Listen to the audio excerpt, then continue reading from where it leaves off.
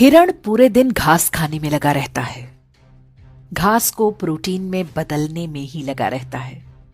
दूसरी तरफ मांसाहारी लकड़बग्घे को जब तक भूख नहीं लगती बस आराम से पड़ा रहता है, क्योंकि उसे पता है कि उनके लिए प्रोटीन का इंतजाम करने के लिए हिरण जो लगा हुआ है।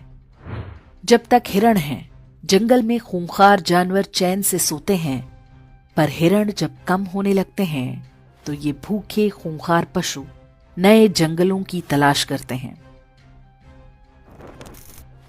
हमारे पूर्वजों ने भी बड़ी मेहनत से सोना, चांदी, रत्न, ज्ञान, विज्ञान इकट्ठा किया था। क्या हुआ? बाहर से कुछ लकड़बग्घे आए और सब कुछ सफाचट कर गए। आज हम ऐतिहासिक पर्यटन के नाम पर उसी विध्वंस के अवशेष देखने जाते हैं। अफगानिस्तान लिया, पाकिस्तान लिया, बांग्लादेश लिया, कश्मीर लिया, केरल और बंगाल भी लगभग जा ही चुके हैं।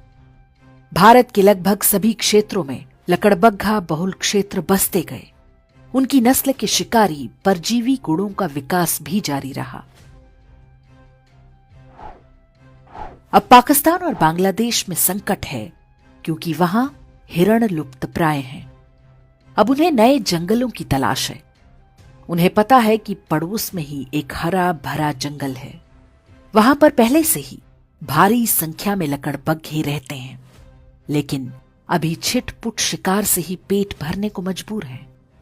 जंगल के कानून में संख्या बल सबसे आवश्यक है। इसे ही वो गजवाए हिंद कहते हैं और उनकी किताबों में इसका जिक्र हो चुका है। हर शांतिप्रिय लकड़बग्घे के मन में वो ऐसे बैठा हुआ है जैसे हिरणों के मन में संविधान और राष्ट्रगान। हिरणों को अनुमान नहीं कि आखिरी युद्ध बहुत कठिन होगा, क्योंकि ये अंदर से शुरू होगा, फिर बाहर से। जितनी तेजी से पाकिस्तान और बांग्लादेश से हिरण कम हो रहे हैं, ये युद्ध उतना ही निकट आता जा रहा है। ये युद्ध अचानक नहीं होगा। वास्तव में हम पहले से ही इसके बीच में हैं। विश्वास ना हो तो हैदराबाद, केरल, पश्चिम बंगाल, यूपी, हरियाणा, राजस्थान, दिल्ली आदि के लकड़बग्घा बहुल क्षेत्रों में घूम आइए। हिरणों ने वहां से घर और संपत्ति बेचकर कहीं और बसेरा बना लिया है, लेकिन वे जिन स्थानों को सुरक्षित समझ रहे हैं वो भी वास्तव